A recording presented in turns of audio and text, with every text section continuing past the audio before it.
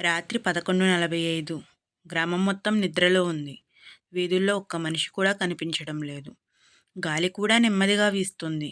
ఆ గ్రామంలో రవి అనే 25 ఏళ్ల యువకుడు ఉండేవాడు. అతడు చిన్నప్పటి నుంచి తన అమ్మమ్మ దగ్గరే పెరిగాడు. అమ్మమ్మ అంటే రవికి ప్రాణం.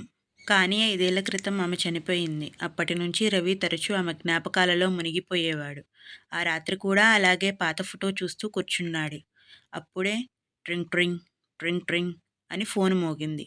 రవి ఫోన్ తీసి చూశాడు. స్క్రీన్ మీద నెంబర్ లేదు. Unknown caller. ఆ టైంలో ఎవరు కాల్ చేస్తున్నారా అని ఆశ్చర్యపోయాడు. కాల్ లిఫ్ట్ చేశాడు. హలో. కొన్ని క్షణాలు నిశ్శబ్దంగా ఉంది. ఆ తరువాత ఒక ముసలమ్మ గొంతు. రవి. ఆ ఒక్క మాట విన్న వెంటనే రవి గుండె ఒక్కసారిగా ఆగిపోయినట్లు అనిపించింది. ఆ గొంతు అచ్చం తన అమ్మమ్మ గొంతులానే ఉంది. ఎవరు మీరు అని అడిగాడు. అవతల నుంచి మళ్ళీ అదే గొంతు. ఇంటి వెనుక ఉన్న బావి దగ్గరకు వెంటనే రా. అంతే. కాల్ కట్ అయిపోయింది.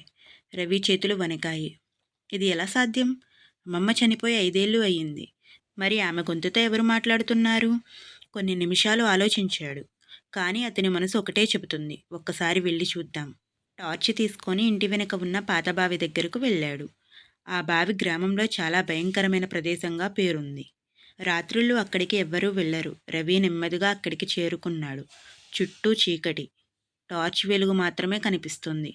అప్పుడే బావి పక్కన ఏదో మెరుస్తున్నట్లు కనిపించింది. దగ్గరికి వెళ్ళి చూశాడు. అది ఒక పాత ఇనుప పెట్టె. తుప్పు పట్టి ఉంది. చాలా సంవత్సరాలుగా అక్కడే ఉన్నట్లు కనిపిస్తుంది. రవి జాగ్రత్తగా పెట్టి తెరిచాడు. లోపల ఒక పాత ఫోటో ఉంది. దుమ్ము తుడిచి చూశాడు. ఫోటోలో చిన్నప్పుడు రవి ఉన్నాడు. కానీ అతని పక్కన నిలబడి ఉన్న వ్యక్తి ముఖం పూర్తిగా నల్లగా ఉంది. ఎవరో కనిపించడం లేదు. ముఖం స్థానంలో కేవలం నల్లని నీడ మాత్రమే ఉంది. రవి ఆశ్చర్యపోయాడు. ఈ ఫోటో ఎప్పుడు తీశారు? అతనికి గుర్తులేదు. ఫోటో వెనుక భాగం తిప్పి చూశాడు. అందులో ఒక వాక్యం రాసి ఉంది. నన్ను గుర్తుపట్టలేదా? రవి గుండె వేగంగా కొట్టుకోవడం మొదలయ్యింది. మరో లైన్ కూడా ఉంది. నేను ఇంకా నీ వెనకే ఉన్నాను. ఆ మాట చదవగానే వెనుక నుంచి చల్లని గాలి తాకింది. రవి నెమ్మదిగా వెనక్కి తిరిగాడు. ఎవ్వరూ లేరు. కానీ టార్చ్ వెలుగులో నేలపైన ఒక నీడ కనిపించింది. అది అతని నీడ కాదు. ఎందుకంటే ఆ నీడకు తల ఉంది. కానీ రవి నిలబడి ఉన్న చోటు ఆకారం లేదు. నీడ మాత్రమే ఉంది. రవి భయంతో వెనక్కి అడుగు వేశాడు. అప్పుడే ఆ నీడ కదిలింది. నెమ్మదిగా రవి వైపు వస్తోంది. భయంతో రవి పరిగెత్తాడు. ఇంటికి చేరుకొని తలుపులు మూసేశాడు. గట్టిగా ఊపిరి పీల్చుకుంటూ కూర్చున్నాడు. ఇది కల కావచ్చు అని తనను తను సమాధానపరుచుకున్నాడు. అప్పుడే ట్రింగ్ ట్రింగ్, ట్రింగ్ ట్రింగ్ ఫోన్ మళ్ళీ మోగింది. స్క్రీన్ వైపు చూసిన రవి భయంతో స్తంభించిపోయాడు.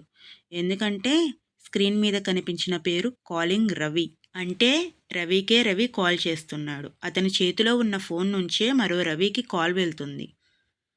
కొనసాగుతూనే ఉంటుంది. పార్ట్ 2. పార్ట్ 2లో ఆ కాల్ లిఫ్ట్ చేసిన రవికి ఎవరు గొంతు వినిపించింది? ఫోటోలోని నల్లని నీడ ఎవరు?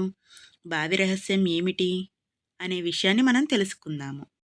పార్ట్ 2 కావాలనుకునేవారు ఈ వీడియోని లైక్ చేసి కింద కామెంట్స్లో పార్ట్ 2 అని కామెంట్ చేయండి.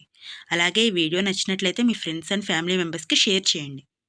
అలాగే మన ఛానల్ సబ్స్క్రైబ్ చేసుకోవడం మాత్రం మర్చిపోవద్దే.